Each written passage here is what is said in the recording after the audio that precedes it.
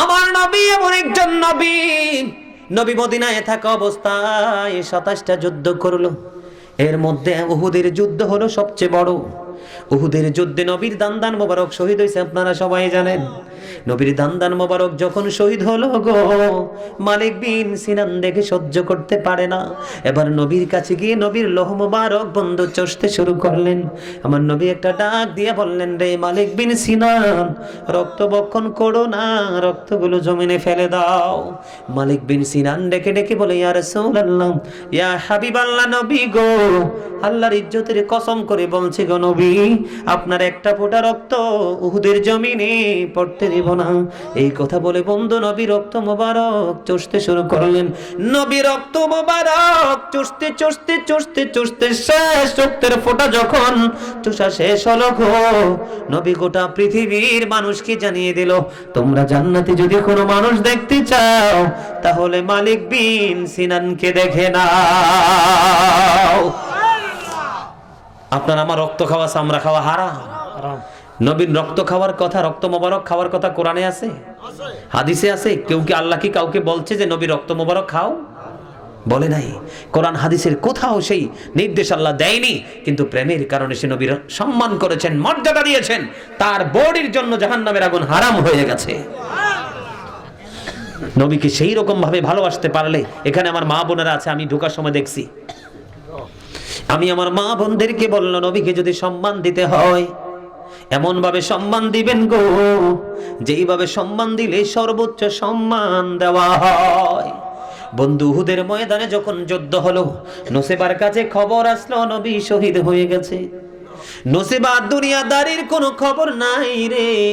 হযরতে নসেবা রাদিয়াল্লাহু তাআলা উহুদের ময়দানের দিকে দৌড়ায় দৌড়ায় দৌড়ায় দৌড়ায় বন্ধু দৌড়াইতে থাকলেন। নসেবার কাছে খবর আসলো, রে নসেবা, যুদ্ধের ময়দানে তোমার ভাই শহীদ হয়ে গেছে। নসেবা দাঁড়ায় না, আরো দূর দৌড়ে গেল। আরেকটা খবর আসলো, রে নসেবা, যুদ্ধের ময়দানে তোমার বাবা শহীদ হয়ে গেছে। বন্ধু নসেবা দাঁড়ায় না। আরেকটু যাওয়ার পরে খবর আসলো, রে নসেবা, যুদ্ধের ময়দানে তোমার স্বামী শহীদ হয়ে গেছে। নসেবা দাঁড়ায় না। বন্ধু শুধু নবীর প্রেমে দৌড়ায়, দৌড়াইতে দৌড়াইতে নবীর সাথে দিদার হয়ে গেল রে। নবীর সঙ্গে যখন বন্ধু দেখা হয়ে গেল, এবার আমার নবী ডেকে ডেকে বলি, নসেবা, আজকে দিনের জন্য তোমার বড় বড় নিয়ামত হারিয়ে ফেলনা। তোমার ভাই বাবা স্বামী শহীদ হয়ে গেল। নসেবা একটা ডাক দিয়ে বলে, ইয়া রাসূলুল্লাহ, আমার ভাই বাবা স্বামী শহীদ হয়ে গেছে, বিন্দু পরিমাণ দুঃখ নাই গো, আমি আপনাকে পেয়েছি তো সব পেয়ে গেছি। একটা নারীর জীবনে ভাই বাবা স্বামী তিনটা, এই তিনটা গুরুত্বপূর্ণ নিয়ামত, ঠিক কিনা বলেন? এই তিনটা নিয়ামত হারিয়ে ফেললেন। একটা সেকেন্ডের জন্য দাঁড়ায় না। শুধু নবীর জন্য সম্মান দিতে হলে নসিবার মতো দিতে হবে। হযরতে তালহা রাসূলকে দড়িয়ে ধরল, একটা একটা করে 70টা তীর এসে তালহা রাদিয়াল্লাহু তাআলার গায়ের মধ্যে বিঁধলো। একটা বার উহু করে নেই। নবীকে শুধু সুরক্ষিত রাখার জন্য, নবীকে ভালো রাখার জন্য নবীর সামনে হাসতে হাসতে জীবন দিয়ে দিয়েছে। একটা বারের জন্য উহু করে নেই। এই জন্য তাদের জন্য জান্নাত বরাদ্দ। আমরা যেইভাবে নবীকে সম্বোধন করে কথা বলি, যেইভাবে নবীর সাথে প্রেম করি, জান্নাতে যাওয়া তো থাক দূরের কথা, জান্নাতের গ্রাণও পাওয়া সম্ভাবনা নেই। অথচ জান্নাতের গ্রাণ 400 থেকে 500 বছরের দূর থেকে পাওয়া যায়। সম্মানিত উপস্থিতি, কি আলোচনা করে আপনাদেরকে নবীর শান বোঝাবো? নবীর সাথে যে বেয়াদবি করেছে তাকে আল্লাহ সাজা দিয়েছেন তাৎক্ষণিক। মুসা নবীর উম্মত আবু হারেস তাওরাত কিতাবে নবীর নাম পাইলো, কাটলো। একদিক দিয়ে নাম কাটে নবীর, আরেক দিক জোড়া লাগে। কই আমার নবী তো মুসা, এই নবীর কিতাবের মধ্যে আরেকটা কোন নবী মুহাম্মদের নাম আসলো কোত্থেকে? অথচ যখন আমার নবীর নাম মোবারক কাটা শুরু করলো, তার আগে তার মর্যাদা কত ছিল জানেন? প্রত্যেকদিন রাত্রে তাওরাত খতম করে ঘুমাইতো।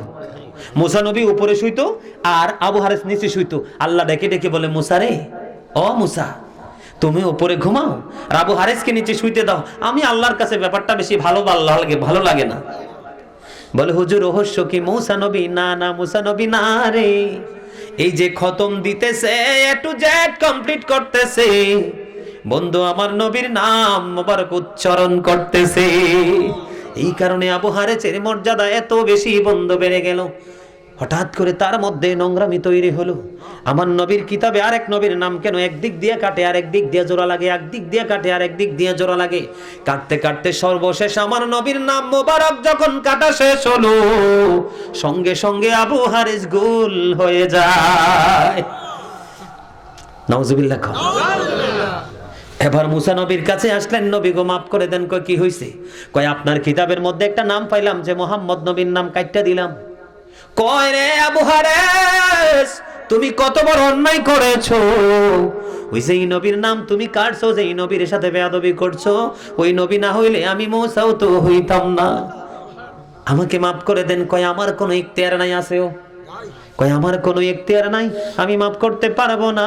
কয় আপনি না আল্লাহর সাথে কথা বলেন। আবার আল্লাহর কাছে কথা বললেন, আল্লাহর কাছে বললেন। মুসা নবী চলে গেলেন। আল্লাহ গো আবু হারিসকে ক্ষমা করে দাও। আল্লাহ বলে ক্ষমা করব না। ওগো আল্লাহ তুমি ক্ষমা করে দাও। আল্লাহ বলে ক্ষমা করব না। ওগো আল্লাহ ক্ষমা করে দাও। আল্লাহ বলে ক্ষমা করব না।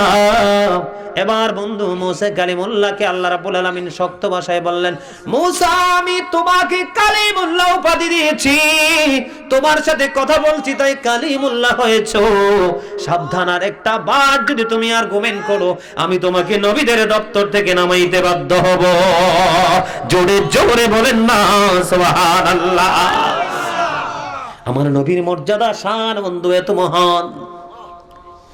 ওগো আল্লাহ বুঝতে পেরেছি তুমি ক্ষমা করবা না, তবে আমার একটা দরখাস্ত মঞ্জুর করো। কই কি? কয় আল্লাহ গো তুমি একটা দরখাস্ত কবুল করো গো। আমি বুঝতে পেরেছি তোমার হাবিব যদি ক্ষমা না করে তুমি ক্ষমা করবা না। তোমার হাবিব আসা পর্যন্ত তার হায়াতটা বাড়াইয়া দাও। কই এখন থেকে 2400 থেকে 2450 বছর পরে আমার নবী পৃথিবীর বুকে কদম দিবে বন্ধু। ওই নবীর প্রেমিক মুসা নবীর প্রেমিক এবং প্রিয় লোক আমার নবীর নামের সাথে বেয়াদবি করার কারণে 2400 বছর কুলের জীবন কাটাইছে। জোরে জোরে নাউজুবিল্লাহ। একবার বলেন সুবহানাল্লাহ, আরেকবার বলেন আল্লাহু আকবার। আর কি বলবো? বুঝতে হবে নবীটা কি, কেমন নবী। মিয়া মেরাজে যখন গেল আমার নবীর মর্যাদা বুঝাইতে বলছেন, আপনারা কি বলবো? আমার মতো গাজী যুগে যুগে আসবে আর যাবে, নবীর মর্যাদার শেষ হবে না। আমার নবী মেরাজে গেলেন। মেরাজে যাওয়ার পরে আল্লাহর আরশের গেটে যখন কদম দিলেন বন্ধু, আমার নবী জুতা মোবারক পাদুকা মোবারক খুলতে চায়। আমার আল্লাহ ডাক দিয়ে বলে, হাবিব আপনি পাদুকা খুলতে হবে না, পাদুকা নিয়ে প্রবেশ করুন। আল্লাহ গো তুমি তো মুসা যখন কোহিতুরে গিয়েছিল তুমি বলছিলা জুতা খুলে যাওয়ার জন্য। হাবিব আমি ওই দিন মুসাকে জুতা খুলে যাওয়ার জন্য এই কারণে বলেছিলাম গো, কারণ সেই দিন আমি কোহিতুরের মাটি লাগাইয়া মুসার দাম বাড়িয়েছি। হাবিব আজকে আমি বলছি আপনাকে আপনার পাদুকা নিয়ে আর সে কদম দেন, কারণ আমি আপনার জুতার ধুলি লাগাইয়া আমি আমার আরশের ইজ্জত বাড়াবো। কি মনে করছেন? আমেরিকার গবেষক মাইকেল এইচ হার্ট তিনি 100 জন প্রভাবশালীর তালিকা করেছেন, the 100 a ranking of the most influential person in the history। ইতিহাসের পাতায় নবীর নাম উঠে এসেছে, যেটা হলো আপনার আমার নবী। সবচেয়ে সেরা প্রভাবশালী হিসেবে তিনি আমাদের নবীকে আখ্যায়িত করেছেন। জোরে জোরে সুবহানাল্লাহ। আমার মুর্শিদ ডক্টর আহমদ পেয়ারা বাগদাদি পীর সাহেব কেবলা আপনারা সবাই জানেন হয়তো, মুরব্বীরা একজন জাজরাইল আল্লাহর ওলি ছিলেন, বক্সা ইউনিভার্সিটির ইংলিশ লেকচারার ছিলেন। আমার মুর্শিদ ডক্টর আহমদ পেয়ারা বাগদাদি তিনি বলেছেন, of all the great religious personalities of all prophet Muhammad sallallahu alaihi wasallam was the most successful। জোরে জোরে সুবহানাল্লাহ। আরে আর জোরে সুবহানাল্লাহ। সেই নবীর উম্মত হয়ে কি আমরা ধন্য নাকি নগণ্য? হযরত মুহাম্মদ সাল্লাল্লাহু আলাইহি ওয়াসাল্লাম was born in our country. His father's name was Abdullah. His mother's name was Amina. His father had died before he was born. He lost his mother in his childhood. He was very truthful। জোরে জোরে সুবহানাল্লাহ। আমরা কি যেমন তেমন নবীর উম্মত? এই মিয়া আকাশের মধ্যে 200 crore গ্যালাক্সি আছে, 200 কোটি ছায়াপথ আছে, প্রত্যেকটা ছায়াপথের মধ্যে 10,000 কোটি করে তারা আছে। একটা তারার নাম হলো নিউটন স্টার। এই নিউটন স্টার তারাটার এক চামচ পদার্থের ওজন হলো 1000 মিলিয়ন টন। তাহলে একটা তারার ওজন কত হতে পারে বের করার ক্ষমতা কারো আছে? নেই। এত ওজন আকাশ ধারণ করতে পারে। আসমানকে যখন আল্লাহ বলল কোরআন কয় না, এই ভার সইতে পারবো না। জমিনের বুকে কত বড় বড় ভবন জমিন বুকে নিয়ে রেখেছে, জমিনকে বলল কোরআন কয় আল্লাহ সম্ভব না। কিন্তু বন্ধু কেমন নবী রে, কেমন মর্যাদা আমার নবীর। আল্লাহর লৌহে মাহফুজের কোরআন, আল্লাহর অমীয় বাণী, এই নূর হলো নূর, এই